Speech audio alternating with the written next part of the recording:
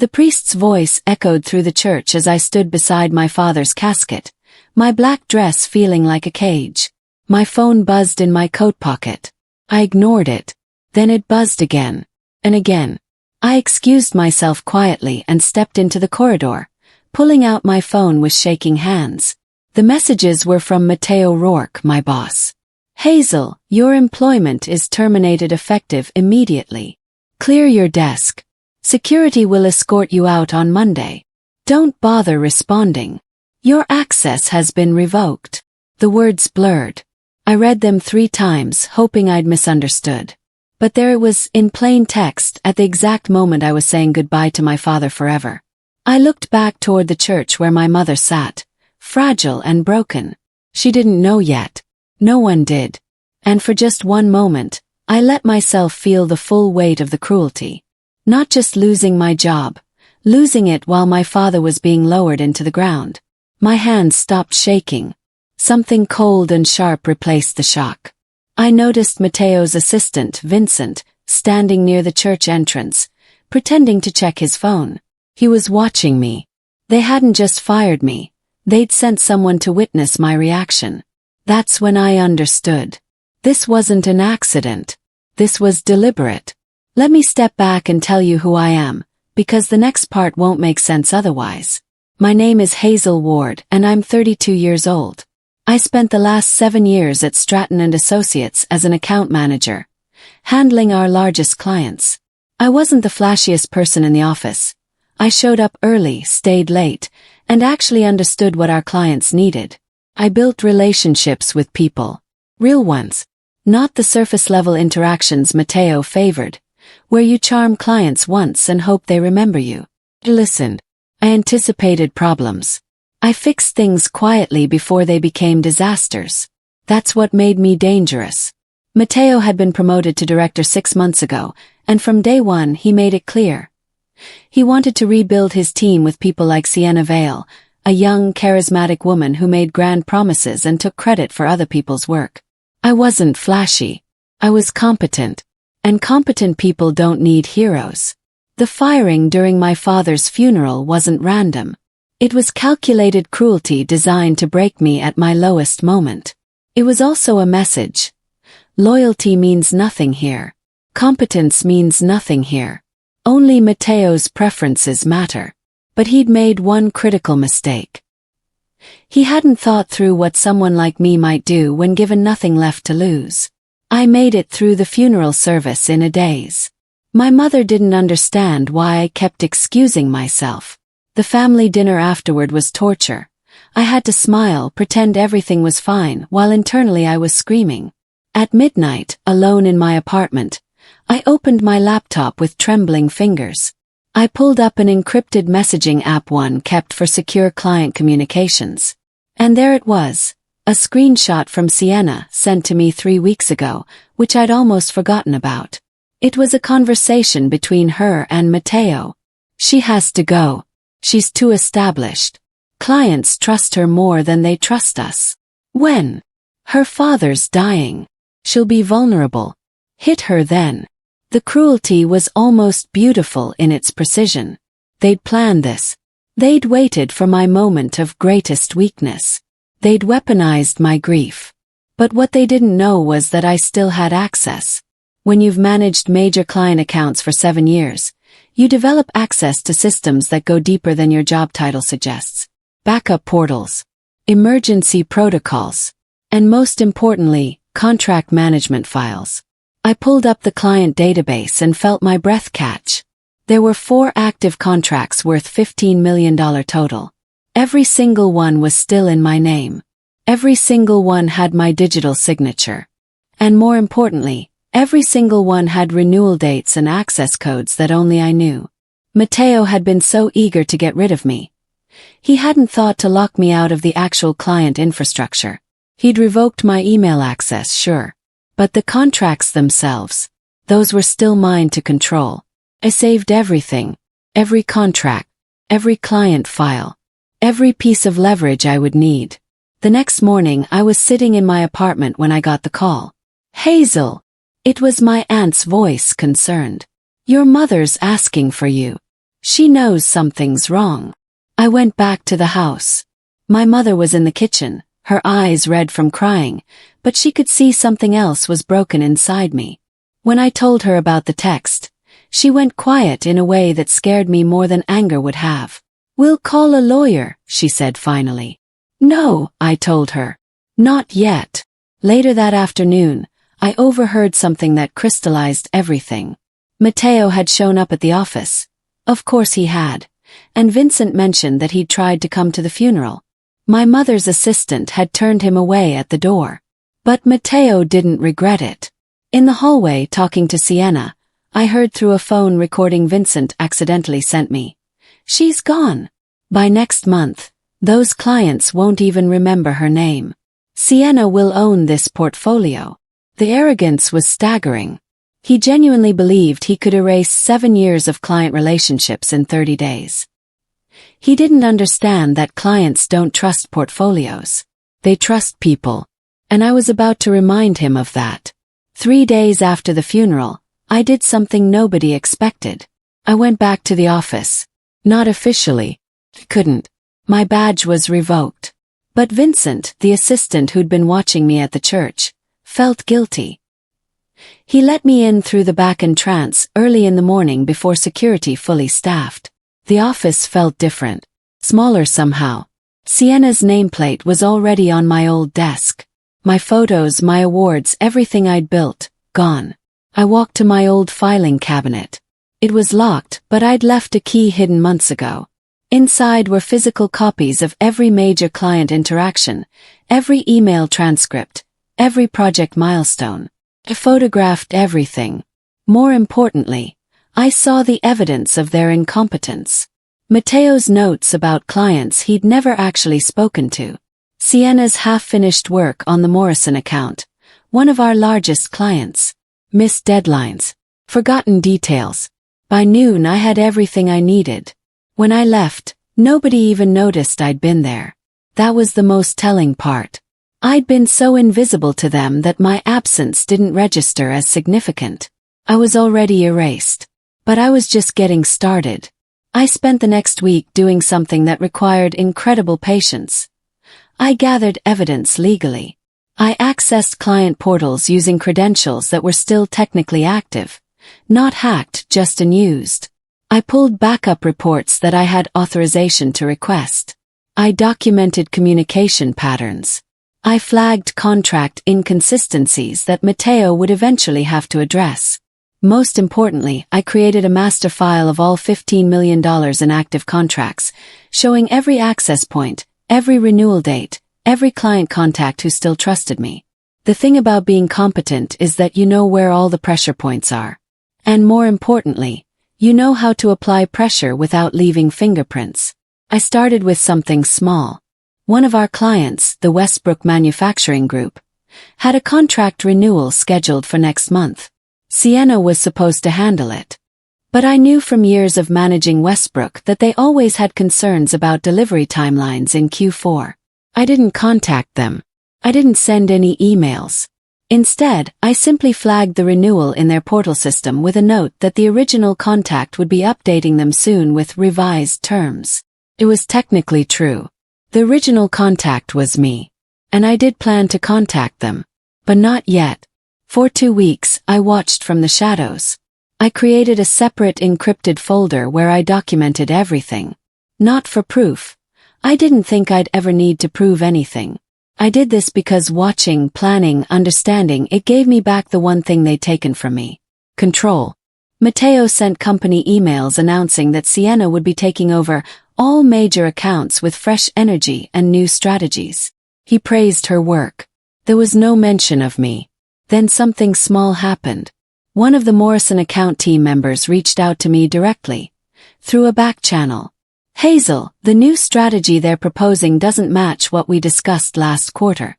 Can you tell me what the original timeline was?" Had them. Not trapped yet, but I had the opening. I didn't respond directly. Instead, I sent the information through official channels. Documentation that Matteo would see. Information he wouldn't understand, but information that contradicted Sienna's proposals.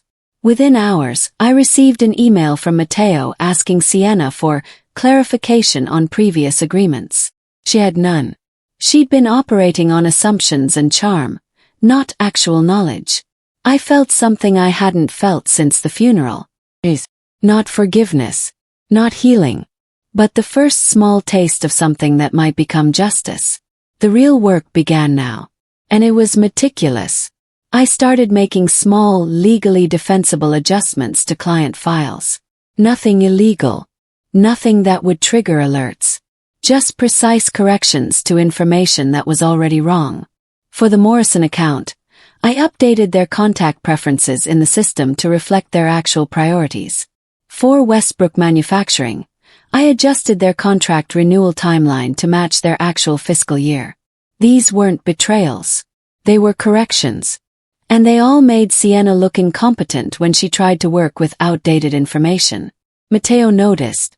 I could see it in the emails he started sending to Sienna, asking her to verify information, expressing confusion about conflicting data. But he couldn't figure out where the conflicts were coming from. The system logs showed no unauthorized access. Everything traced back to legitimate administrative corrections. From his perspective, it was like the clients themselves were changing their own information. Which technically some of them were because I'd guided them to do it. By adjusting their portal settings, I'd subtly prompted them to update information when they logged in. Nothing obvious. Just the kind of system notifications that companies send all the time. They were correcting their own data, unaware that I'd nudged them toward it. Matteo was slowly losing control, and he had no idea why. Here's what Matteo didn't understand. I didn't just know client information. I knew them. I knew that the Bellamy accounts team was always stressed in September because they did inventory. I knew that Westbrook's CFO preferred morning calls because he was always busy after 2 p.m. I knew that Morrison had a specific contact person for budget approvals, and it wasn't the person Sienna kept trying to reach. And I used that knowledge. When Sienna scheduled a meeting with Morrison at 3 p.m. on a Friday, I knew it would fail. So I didn't contact them. Instead, I updated their calendar system to show Sienna's meeting at the wrong time, a simple error in the system sync. When Westbrook's team logged in confused about timeline changes, I had accurate documentation ready that explained everything. It was like watching someone play chess without understanding the board. Sienna was making moves that looked good on the surface, but I could see 3 moves ahead. Then something happened that I hadn't planned for. One of my clients, a woman named Catherine who'd been my contact at Bellamy Accounts for 5 years, sent a company-wide email. I wanted to publicly acknowledge the outstanding work Hazel Ward did on our account. Although she's moved on, her foundation has made our Q3 results possible. We're grateful for that legacy. The email was CC'd to executives. I watched Matteo's face through the office glass as he read it. I could see the moment he understood that I hadn't been replaceable. That the success Sienna was being praised for was built on my work. And then something darker crossed his face. Not regret. Anger. He realized he'd made a mistake. Matteo started isolating Sienna after that. Slowly at first, then more obviously. He stopped including her in meetings. He started double-checking her work aggressively. He made comments in front of the team about people who can't follow basic procedures. Sienna was panicking and I could see it. She started working longer hours, trying to prove herself. She started making careless mistakes because she was exhausted. And I documented every single one. I flagged her errors to the client portals where it would be visible to executives. I set reminders for renewal dates she'd forgotten about. I created situation reports showing gaps in her account management. None of it was technically my doing. I was just making sure information was accurate and accessible. But the cumulative effect was devastating. Matteo watched Sienna crumble, and he realized what I'd already known. She wasn't ready for this. She'd been promoted because of charisma and favoritism, not competence. And now he was stuck with her. The irony was beautiful. He'd fired me to promote her. Now he was stuck managing someone who couldn't deliver. And he couldn't fire her without looking foolish. Everyone would know he'd chosen poorly. I almost felt sorry for him. Almost. I started attending meetings I had no business attending. Not physically. I couldn't do that. But Vincent, who still felt guilty about the firing, forwarded me the meeting recordings that were stored in the company server. Technically, I had access to those archives. My credentials had never been fully revoked from the historical system. Listening to Matteo's voice in those meetings was strange. He was frantic now. Frustrated. He kept mentioning unexpected complications and client confusion about timelines. He had no idea what was happening, but he was starting to panic. And then, in one of the recordings, I heard something that made me pause. Matteo was talking to his mentor, another director. And he said something I'll never forget. I had to let Hazel go because she was making me look bad. Clients trusted her more than they trusted me. So I promoted someone fresh, someone who could build a team around me instead of around her legacy. But now everything's falling apart, and I don't understand why. The mentor's response was quiet. Maybe because you didn't actually replace her competence. You just got rid of the person who provided it. Matteo had said nothing in response. Just silence. That recording was everything. Not because it proved wrongdoing, but because it proved motivation. It proved that firing me had been personal, not professional. I saved it in multiple places. I spent the next 2 weeks organizing my findings into something that looked like an independent audit. Professional. Detailed. Undeniable. I created spreadsheets showing client satisfaction trends before and after my departure. I documented renewal dates and success rates. I highlighted the gaps in Sienna's account management alongside her inflated performance reviews. I pulled emails showing Matteo taking credit for my work. I found instances where he'd presented my strategies as his own ideas. Most damning, I compiled a timeline showing that every major client problem had emerged after my removal from accounts. It looked like forensic evidence. It was organized like a legal brief. And it was all true. But I didn't send it anywhere. Not yet. Instead, I simply made sure it existed. Encrypted. Backed up. Ready. The patience required for this was excruciating. Every day I wanted to release it, expose him, end this. But I knew that moving too early would reveal my hand. I needed Matteo to fail more spectacularly. I needed the situation to get worse before I made my move. So I waited. And I watched. And I prepared. By mid-month, the first major crack appeared. The Bellamy accounts team requested an urgent call about significant inconsistencies in their renewal terms. Matteo scheduled it, and I knew, because Catherine had told me in a coded message, that it was going to be a disaster. Sienna didn't have the historical context for the agreement. She'd never spoken to Bellamy in depth. When Catherine started asking about prior commitments and timeline guarantees, Sienna froze. She tried to bluff her way through it. But Catherine had been working with me for 5 years. She knew exactly what she should expect, and she knew Sienna wasn't providing it. The call ended badly. Catherine said they would need to reconnect with the original contact person to clarify expectations. That original contact person was me. I didn't contact her. I didn't reach out to Bellamy. That would be too obvious. But Catherine reached out to me, through the back channel we'd established. Is there any way you could help us understand what happened to our agreement? I responded with complete documentation of what we'd originally discussed, why it mattered, and how her business would benefit. I didn't criticize Sienna. I didn't mention Matteo. I just provided the truth. Bellamy re-signed with the company, but with revised terms that actually protected their interests. The contract stood, but it was now under scrutiny. Matteo was starting to sweat. I could feel the shift in the office now. Not because I was there physically, but because I could read it in the emails, the calendar invites, the urgent requests for information. Things were breaking. Not spectacularly. Just quietly. Like a machine losing parts one by one. Matteo called an emergency all-hands meeting to announce that account management protocols are being re-evaluated. Translation. Everything was a disaster, and he was trying to regain control. Sienna looked like she hadn't slept in days. And me. I watched from my apartment sipping coffee, feeling something I thought I'd lost forever. Felt powerful. Not in a cruel way. Not in a way that made me feel good about hurting people. But in the way of someone who understands the game and is finally playing it well. I'd spent 7 years trying to be competent enough that fairness would win out naturally. I'd been fired for it. Now I was learning that fairness doesn't win on its own. Someone has to make it win. And I was about to. Here's where my plan shifted from observation to action. I created a scenario where Matteo had to succeed based on his own competence.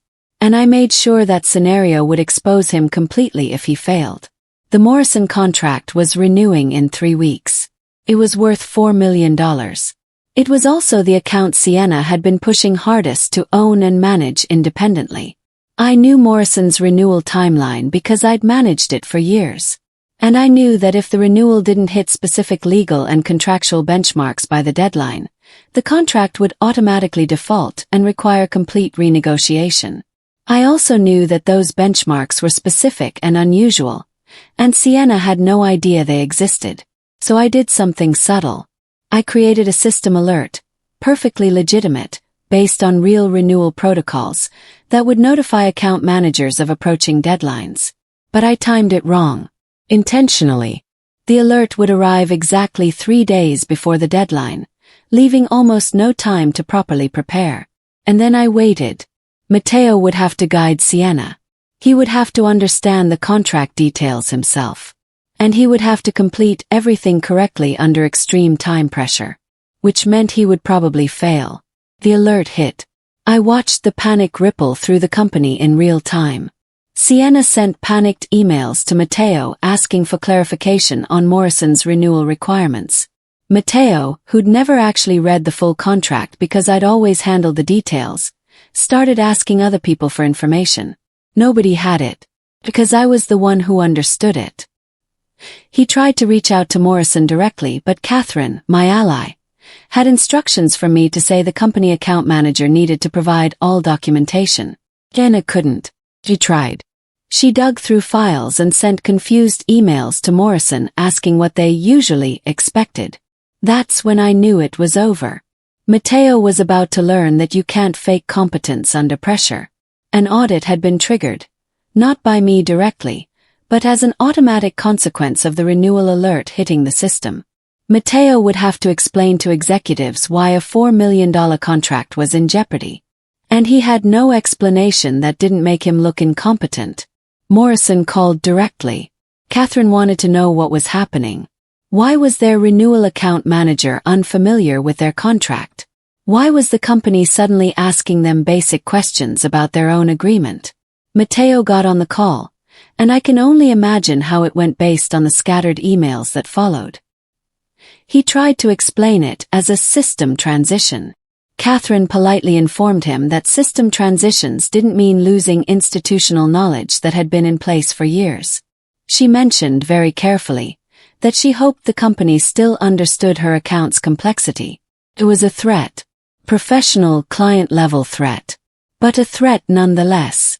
Morrison was considering whether they wanted to keep their contract with a company that couldn't manage its own accounts. Matteo's response was to escalate everything. He called his boss the VP of Operations. He requested emergency support. He started blaming Sienna for incompleteness, even though the failure was his. Sienna, watching her reputation disintegrate in real time, started crying at her desk, and I watched from my apartment, feeling the weight of what I was doing. This wasn't just exposing incompetence anymore. This was destroying people. But I didn't stop. 2 days before the Morrison deadline, Sienna broke. She emailed Matteo a list of things she didn't understand about the account. Renewal procedures she'd never been trained on. Client preferences nobody had explained. Historical agreements she'd never seen. She was basically confessing that she wasn't qualified for the job. Matteo didn't help her. He forwarded the email to his boss with a note. Need immediate support on this account. Staff gaps are creating vulnerability. He just publicly blamed Sienna for gaps that were actually his responsibility to address. Sienna realized what he'd done. And she finally understood that she'd been set up to fail. She called in sick the next day. Then the next day after that. Matteo was now facing the Morrison deadline with no account manager at all. He tried to handle it himself. Tried to piece together a renewal package based on fragments of information he'd never understood. It was like watching someone try to build a house from a blueprint they'd never read. The VP of Operations called for a full account audit of all major contracts. Not because he suspected anything was wrong, but because Matteo's panicked escalations had raised red flags, and executives needed to understand why a $4 million contract was suddenly at risk. The audit team requested all documentation from my 7 years of managing the Morrison account. Every email, every change order, every decision. I provided everything they requested, anonymously through the system. All of it sitting in folders marked historical documentation. The audit team started reading, and they started understanding what had actually made these contracts work. Not magic, not luck, just competent, detail-oriented management. They saw the complexity that Matteo had oversimplified and the relationships that couldn't be replaced by fresh energy and new strategies. And they saw that those relationships had been abandoned without any transition plan. The audit report was damning. Not because it accused anyone of wrongdoing, but because it showed in clear numbers that account management had deteriorated significantly since my departure. Matteo's face when he read the report must have been something to see. I wish I could have been there. I made one final move before everything collapsed. The Morrison contract renewal had 3 days left. Matteo still didn't have the documentation prepared.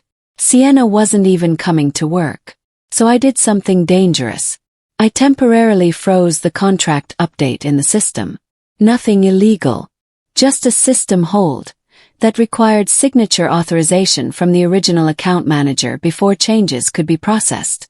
And that original account manager was me. Matteo tried to force through the renewal, but the system wouldn't allow it. He called IT.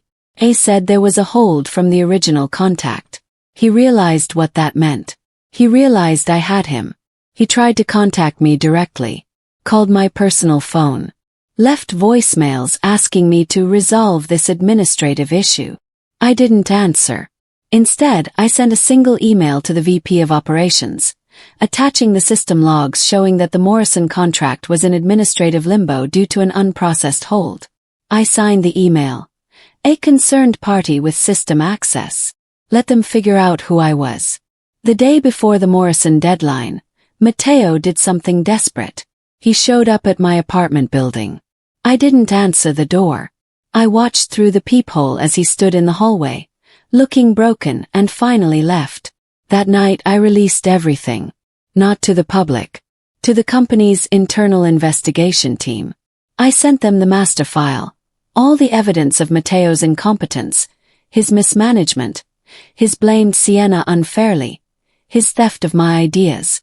I sent them the recording of his conversation where he admitted firing me for personal reasons, not professional ones. I sent them the timeline showing that everything had deteriorated after my removal. And I sent them a final note.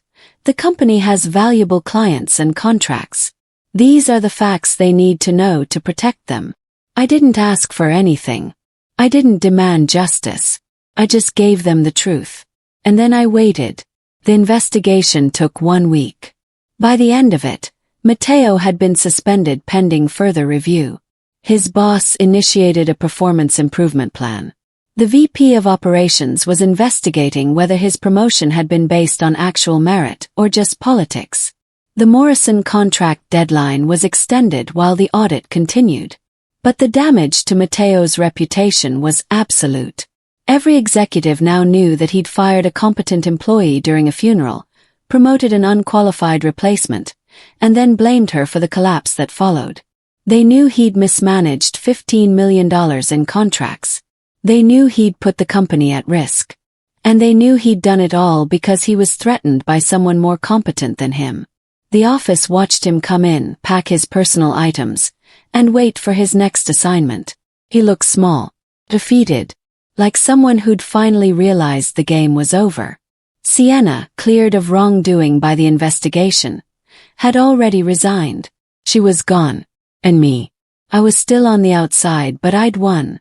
2 weeks later, the company made an announcement. The VP of Operations held a meeting with senior leadership, and the decision was unprecedented. All major client contracts were being restored to their previous account management standards.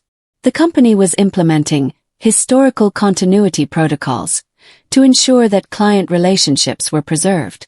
Translation: they were undoing everything Matteo and Sienna had done. He didn't announce my involvement. He praised outstanding internal advocacy and documentation that had identified the problem. In the hallway afterward, I saw Matteo's face as he realized that the company was essentially reversing his entire tenure. He tried to approach me at the elevator. I turned away before he could speak. He'd made his choice. And choices have consequences. By month's end, I received a call from the VP of Operations. He wanted to offer me a contract position. External consultant. Working with client accounts directly. Rebuilding relationships that had been damaged. It was an olive branch. A way of bringing me back without admitting they'd been completely wrong to let me go. Accepted. But I made one condition. I wanted to work from home. I didn't want to be in that office. I didn't want to pretend that everything was okay. They agreed. Matteo was transferred to a different department, somewhere where he couldn't damage client relationships. His career at the company was effectively over. Sienna was gone completely, with a non-disparagement agreement that prevented her from discussing why she'd left. And the clients, Morrison, Bellamy, Westbrook, all renewed their contracts at better terms than they'd had before, because this time they were being managed by someone who understood them. 3 months after the investigation ended, I did something unexpected. I turned down the company's full-time offer. Instead, I started my own consulting firm, specializing in account management for companies that had lost institutional knowledge. Companies that had fired their competent people and were now drowning. My first client was Morrison. My second was Bellamy. Within 6 months, I had enough business that I didn't need the company anymore. I was sitting in my new office, looking out at the city, when I got an email from Matteo. "I'm sorry," it said. "I was threatened by you and I handled it badly. I hope you can forgive me." I didn't respond. Some things don't deserve a response. What I did deserve was what I had now. Independence. Success built on my own terms. A life where my competence wasn't just tolerated, it was valued. My father died thinking his daughter was disposable. But he would have been proud of who I became afterward. I wasn't the person who needed fairness to win. I was the person who made it win. And that was worth everything.